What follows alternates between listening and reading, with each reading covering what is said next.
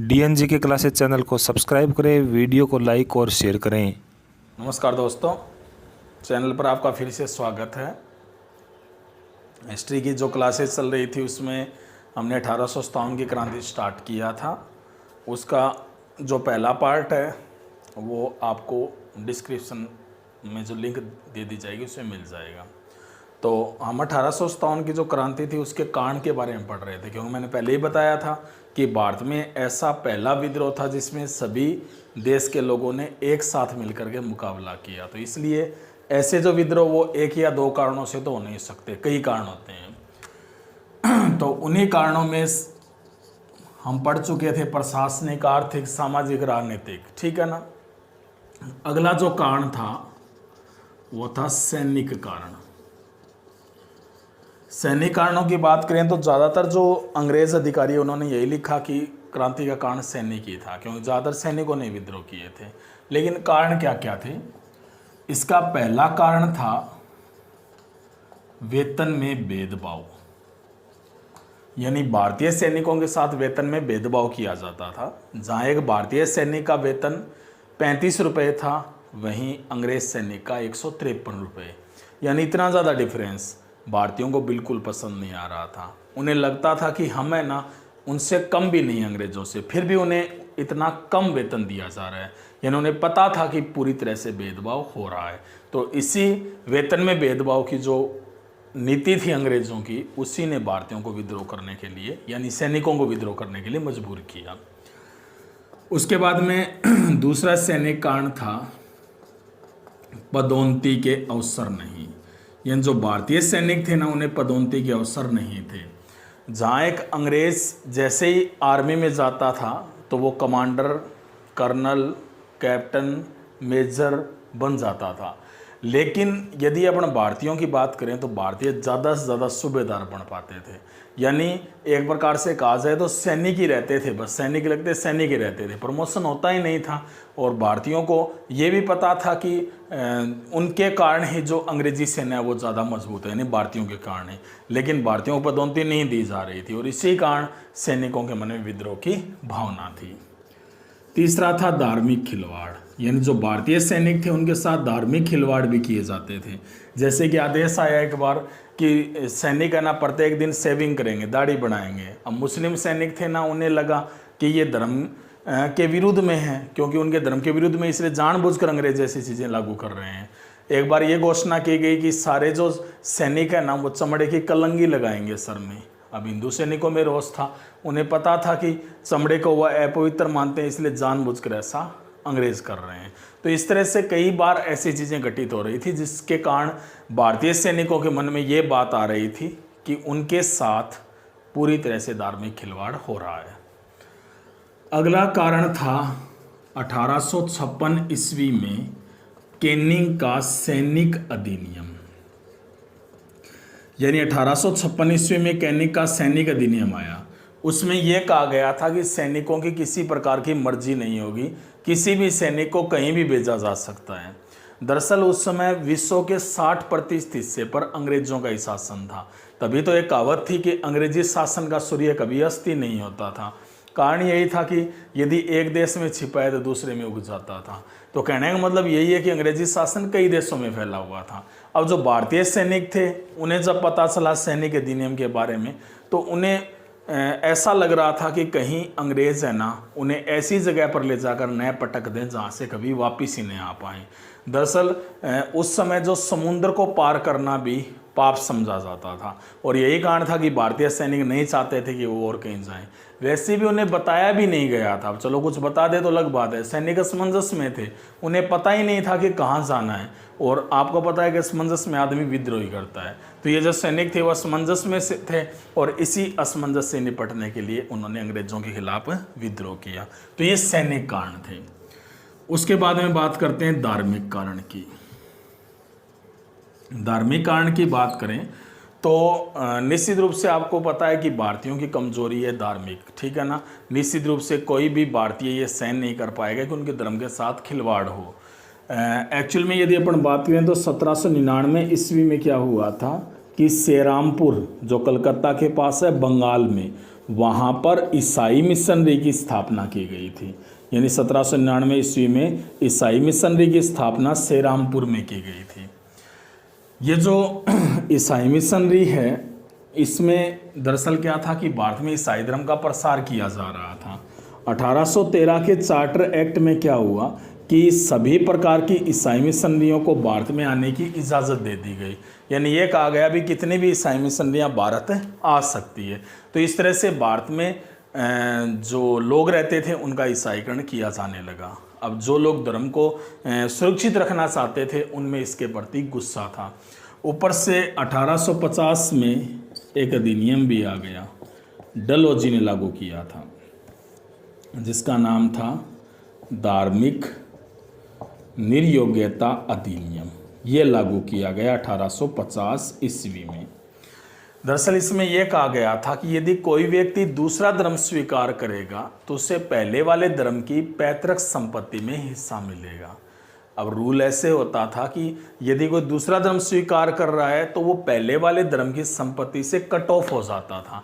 लेकिन डलहौजी ने ऐसा किया लचीला बनाने के लिए, ताकि ज़्यादा से ज़्यादा लोग हैं ना वो ईसाई धर्म को स्वीकार करें।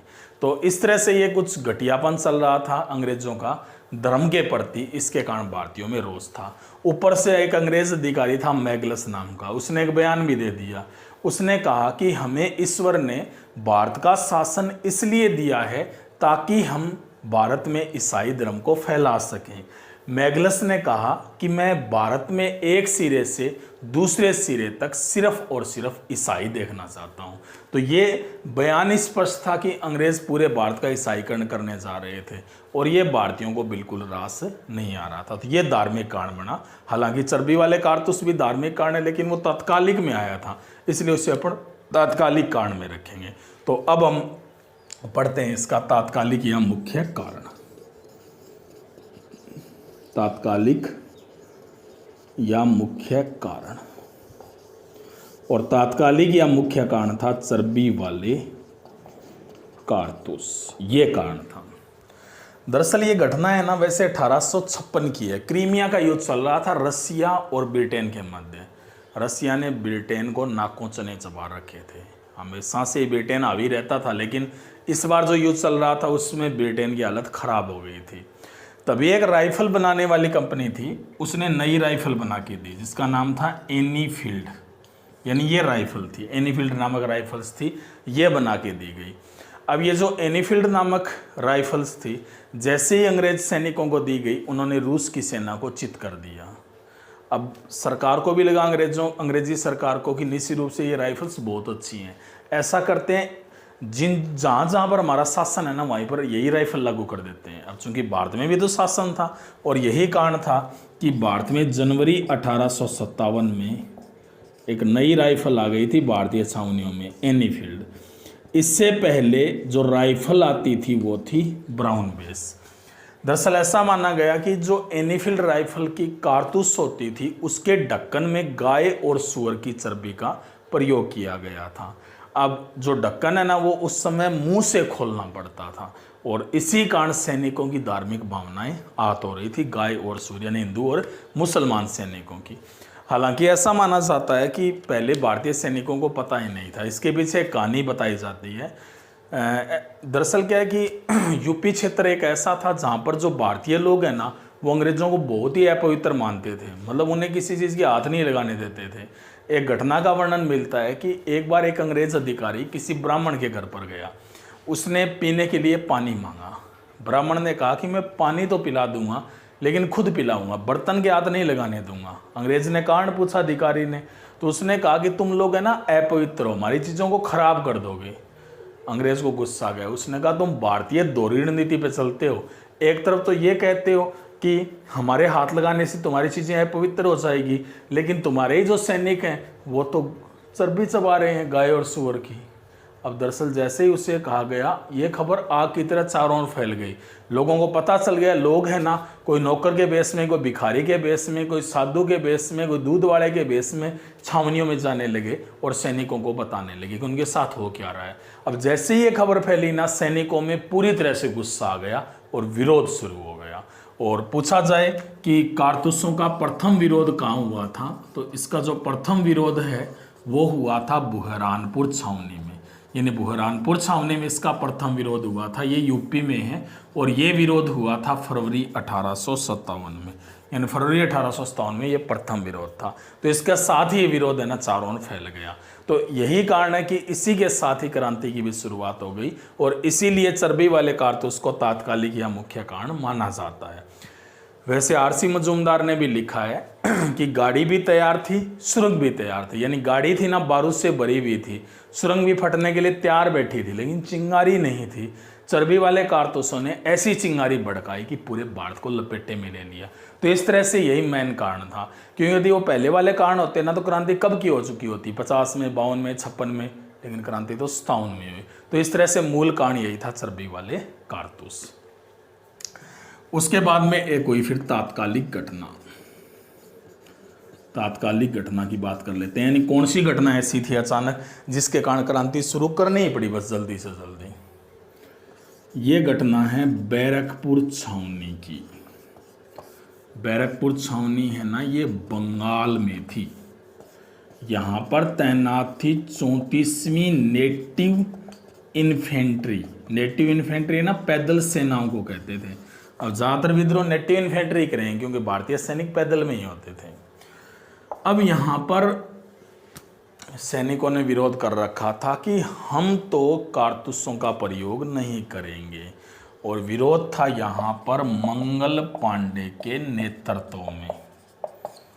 अब अंग्रेजों ने सोचा कि ऐसे ही विरोध चलता रहा तो राइफल तो वापस भेजनी पड़ेगी, और राइफल वापस भेजेंगे तो नुकसान भी होने वाला था, और ऐसा सरकार नहीं चाहती थी। इसलिए उन्होंने तय किया कि अब की बार यदि विद्रोह होगा ना तो क्रूरता से दबाएंगे, ताकि आगे से कोई हिम्मत न करे विरोध करने की। दिन था 29 मार्च 1857 का। बैरकपुर छावनी में मंगल पांडे के नेतृत्व में विद्रोह चल रहा था। पूरी छावनी को घेर लिया सेना के द्वारा, अंग्रेजी सेना के द्वारा पूरी छावनी को घेर लिया गया। अब यहाँ पर जो मंगल पांडे है ना, उस पर दबाव बनाया गया कि उसे कारतूसों का प्रयोग करना ही पड़ेगा। मंगल पांडे पर दबाव इतना बढ़ा कि उसे कारतूसों का प्रयोग करना ही पड़ा। अंग्रेजों पर ही कर दिया। अब जैसी अंग्रेजों पर गोलियां चलाई, इसे पकड़ दिया गया और इसकी गोलाबारी के शिकार हुए थे 2 मेजर बाग और एक था मेजर ह्यूसन। तो ये 2 अंग्रेज अधिकारी इसकी गोलाबारी का शिकार हुए। अब जैसे ही इसने गोलाबारी की, इसे पकड़ लिया गया। एक जूरी के द्वारा कहा गया कि मंगल पांडे को फांसी होनी चाहिए, और इसी कारण मंगल पांडे को 8 अप्रैल 1857 को बैरकपुर में फांसी दे दी गई। यानी 8 अप्रैल को इसे फांसी हो गई। इसे क्रांति का प्रथम शहीद कहा जाता है। हालांकि अभी क्रांति स्टार्ट नहीं हुई है, लेकिन एक प्रकार से क्रांति जैसी घटना स्टार्ट हो चुकी थी, इसलिए इसे क्रांति का प्रथम शहीद कहा जाता है। जो मंगल पांडे था, ये यूपी के गाजीपुर बलिया का रहने वाला था मंगल पांडे। दरअसल जो मंगल पांडे है ना, उसका ये प्रभाव पड़ा कि यहाँ पर पूरा बलिया क्षेत्र है ना, वो विद्रोही हो गया था। इसलिए अंग्रेजों ने इस क्षेत्र का नाम ही बागी बलिया रख दिया था। तो कई दिनों तक तो इसका नाम ही बागी बलिया आता था नक्शे में भी। ठीक है। दूसरी बात ये थी कि जो मंगल पांडे है ना, उसे अंग्रेज पांडे को पेंडी बोलते थे। अब मंगल पांडे को पेंडी कहा जाता था। तो मंगल पांडे का इतना प्रभाव था कि इसके बाद में जितने भी विद्रोह होते थे ना, उन्हें अंग्रेज पेंडी कहते थे। यानी मंगल पांडे बहुत ज़्यादा महत्वपूर्ण था। तभी अपन इसे पढ़ते हैं क्योंकि इसका जो प्रभाव है ना, वो काफ़ी लंबे समय तक रहा था। तो इसीलिए इसे क्रांति का प्रथम शहीद कहा जाता है। अब मंगल पांडे वाली घटना हुई मंगल पांडे की, उसी तरह से योजनाएं बनने लगी थी क्रांति की। यानी अब निश्चित रूप से क्रांति शुरू करने की जरूरत आन पड़ी थी।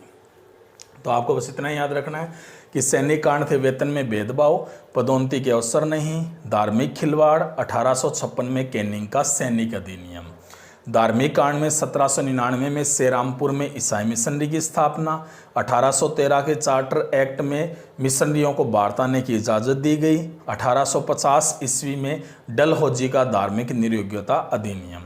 तात्कालिक और या मुख्य कारण था चर्बी वाले कारतूस। दरअसल क्या था कि जनवरी 1857 में भारतीय छावनियों में एनीफील्ड राइफल का प्रयोग प्रारंभ किया गया। इससे पहले जो राइफल थी वो ब्राउन बेस थी और एनीफील्ड राइफल के कारतूसों में गाय और सूअर की चर्बी का प्रयोग किया गया था। इसका जो प्रथम विरोध है वो बुरहानपुर में हुआ फरवरी 1857 में, जिसके कारण टुकड़ी को पूरी तरह से भंग कर दिया गया। इसके बाद में तात्कालिक घटना की बात करें तो 29 मार्च 1857 को 34वीं नेटिव इन्फेंट्री ने मंगल पांडे के नेतृत्व में विद्रोह किया। मंगल पांडे ने 2 अंग्रेज अधिकारियों पर गोलियां चलाई, मेजर बाग और मेजर यूसन। 8 अप्रैल 1857 को बैरकपुर में मंगल पांडे को फांसी दी गई। मंगल पांडे को क्रांति का प्रथम शहीद कहा जाता है। दरअसल मंगल पांडे यूपी के गाजीपुर बलिया क्षेत्र का रहने वाला था। तो ये क्रांति की घटना थी। और अब हम पढ़ते हैं क्रांति की योजना। तो ये सारे कारण हो गए जिसके कारण 1857 की क्रांति अस्तित्व में आई थी।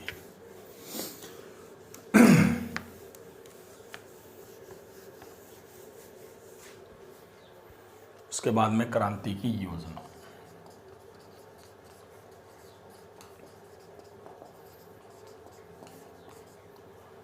ठीक है, तो याद रखना है कि क्रांति की जो योजना है वो ऐसा माना जाता है कि लंदन में बनाई गई थी। दरअसल क्या था कि एक तो था राणोजी बापू और एक था अजीमुल्ला खां। राणोजी बापू यह तो सतारा का था महाराष्ट्र में और यह था कानपुर का। दरअसल इन क्षेत्रों पर अंग्रेजों का अधिकार था। दोनों ही उस समय महारानी से मिलने गए जिसका नाम था विक्टोरिया प्रथम। महारानी ने मिलने से इनकार किया। उन्होंने उसी समय तय कर लिया कि वो निश्चित रूप से क्रांति करेंगे। कहते हैं कि ये रूस में भी संपर्क किया था इन्होंने, लेकिन बाद में इन्होंने भारतीयों को जाकर के सभी को प्रेरित किया कि उन्हें क्रांति की शुरुआत करनी पड़ेगी। इसलिए क्रांति की योजना कहाँ मानी जाती है? लंदन में। लेकिन ये पूछा जाए कि भारत में क्रांति की योजना कहाँ बनी थी, तो भारत में क्रांति की योजना बनी थी हरिद्वार में, यानी हरिद्वार में क्रांति की योजना बनी थी। योजनाकार कौन कौन थे? तांत्या टोपे, बहादुर शाह जफर, नाना साहिब, लक्ष्मीबाई, बेगम हजरत महल, अजीमुल्ला खां। ठीक है ना, इस तरह से बहुत सारे थे जिन्होंने क्रांति की योजना बनाई। क्रांति का जो दिन है वो तय किया गया 31 मई 1857 को, यानी तय किया गया था कि 31 मई 1857 को विद्रोह की शुरुआत हो जाएगी। उसके बाद में क्रांति का जो नेता है वो बनाया गया था बहादुर शाह जफर को, यानी बहादुर शाह जफर को क्रांति का नेता बनाया गया। क्रांति का जो केंद्र था वो दिल्ली था, यानी ये कहा गया कि जहाँ कहीं भी क्रांति होगी ना तो सारे के सारे इकट्ठे होकर के दिल्ली में ही जाएंगे, इसलिए क्रांति का केंद्र था दिल्ली। उसके बाद में क्रांति के जो प्रतीक थे वो थे कमल व चपाती। ठीक है ना, कमल और चपाती प्रतीक थे। एक्चुअल में क्या था कि जो विद्रोही थे वो अपने पास कमल का फूल रखते थे और दूसरे को दिखाते थे, तो पता चल जाता था कि ये भी विद्रोही है और वो भी विद्रोही है। ठीक है ना। और चपातियाँ इसलिए कि मान लिया कि कल आज किसी क्षेत्र में क्रांति हुई है, कल दूसरे क्षेत्र में क्रांति शुरू करनी है पास के ही, तो रात के समय क्या होता था कि 4 रोटियां भेजी जाती थी दूसरे गांव में। उसी समय मुखिया ऐलान कर देता था कि कल सबको तैयार रहना है क्योंकि हमें क्रांति करनी है। तो इस तरह से ये प्रतीक बनाए गए थे क्रांति के, कमल और चपाती। तो दिन तय हो चुका था कि 31 मई को क्रांति स्टार्ट हो गई, हालांकि उससे पहले ही हो गई। भारत में क्रांति की शुरुआत।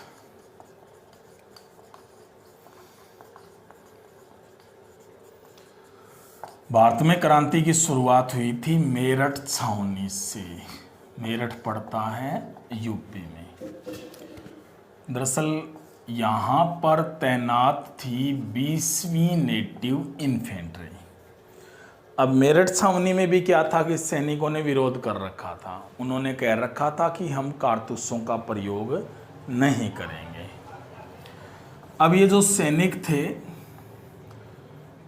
उन्होंने जब विरोध किया तो उन्हें 30 अप्रैल 1857 को निलंबित कर दिया। जो सैनिक विरोध कर रहे थे ना, उन्हें निलंबित कर दिया गया। अब यहाँ तक तो ठीक था, भी निलंबित किया गया, लेकिन उन्हें 10 मई 1857 को कैदी बना करके खड़ा कर दिया गया। यानी 10 मई 1857 को उन्हें कैद कर दिया गया, जिसके कारण निश्चित रूप से उन्हें ऐसा महसूस हुआ कि उनकी बेइज्जती की जा रही है। अब जैसे ही उनके साथियों ने अपने साथियों को कैद हुए देखा, वे खुद पर कंट्रोल नहीं रख पाए और उन्होंने उसी समय राइफल्स ली और गोलियां चलानी स्टार्ट कर दी। और जितनी भी गोलियां थी ना, वो सारी अंग्रेज़ों पर ही डाल दी, जिसमें अंग्रेज़ यहाँ पर मारे गए। यहाँ पर एक अंग्रेज़ अधिकारी था मेजर कार्लाइन, वो यहाँ से फरार हो गया। यानी मेजर कार्लाइन था, वो यहाँ से फरार हो गया। और जो विद्रोही थे ना, उन्होंने पूरी तरह से छावनी पर अधिकार कर लिया। यानी मेरठ छावनी है ना, वहाँ पर पूरी तरह से विद्रोहियों का अधिकार हुआ। यानी भारत में क्रांति की शुरुआत हो चुकी थी। अब चूंकि ये तय था कि जैसे ही क्रांति शुरू होगी सारे के सारे जाएंगे दिल्ली में, इसलिए मेरठ छावनी के जो सैनिक थे ना, उन्होंने भी दिल्ली की ओर कूच किया और इन्होंने 11 मई को दिल्ली में विद्रोह कर दिया। यानी 11 मई को दिल्ली में भी विद्रोह की शुरुआत हो चुकी थी और वहाँ के जो विद्रोही थे उनका साथ मेरठ छावनी के सैनिकों ने दिया। उसके बाद में 12 मई को पूरी दिल्ली पर ही कब्जा कर लिया। यानी 12 मई को दिल्ली विद्रोहियों के अधिकार में आ चुकी थी। वहाँ पर जितने भी अंग्रेज़ थे वो या तो मार दिए गए या वहाँ से खदेड़ दिए गए। यानी पूरी तरह से जो दिल्ली थी ना, विद्रोहियों के कब्जे में थी। अंग्रेज़ औरतों को, बच्चों को जिंदा जला दिया गया। यानी अब है ना, दिल्ली पर विद्रोहियों का अधिकार हो चुका था। हालांकि उस समय गवर्नर जनरल था लॉर्ड कैनिंग। वो पहले ही कहता था अपने अधिकारियों को, कहता था कि मुझे भारत में एक छोटी सी बदली दिखाई दे रही है और ये जो बदली है ना, वो एक दिन इतनी बड़ी होगी, इतनी ज़्यादा अतिवृष्टि करेगी कि हमें बाकर सीधा लंदन छोड़ देगी। ऐसा कैनिंग कहता था।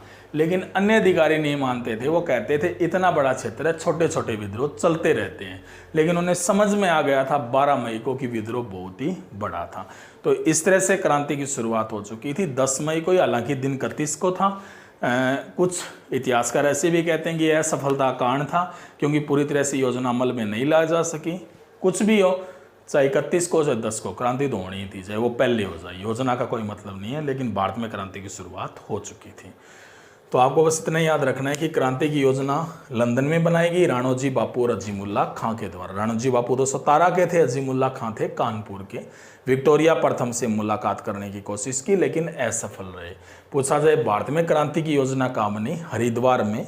योजनाकार थे तांत्या टोपे, बहादुर शाह जफर, नाना साहेब, लक्ष्मीबाई बेगम, हजरत महल। क्रांति का दिन तय किया गया था 31 मई 1857 को। नेता था बहादुर शाह जफर। केंद्र बनाया गया था दिल्ली और क्रांति के प्रतीक थे कमल और चपाती। यानी ये क्रांति के प्रतीक थे। उसके बाद में भारत में क्रांति की शुरुआत मानी जाती है मेरठ छावनी से। 20वीं नेटिव इन्फेंट्री ने 10 मई 1857 को विद्रोह किया था और छावनी पर अधिकार किया। मेजर कार्लाइन था, वो छावनी से फरार हो गया। 11 मई को इन्होंने दिल्ली में भी विद्रोह शुरू किया और 12 मई को पूरी दिल्ली पर अधिकार किया। तो इस तरह से भारत में विद्रोह की शुरुआत हो चुकी थी। तो ये हमने कारण वगैरह पढ़े और शुरुआत पढ़ी कि कैसे हुई थी। अब हमें पढ़ने क्रांति के अंदर, तो निश्चित रूप से वो अपन अगले पार्ट में पढ़ेंगे। तो इसके लिए आपको चैनल से जुड़े रहना होगा। चैनल को सब्सक्राइब कर लीजिए, लाइक करें और शेयर भी करें। धन्यवाद।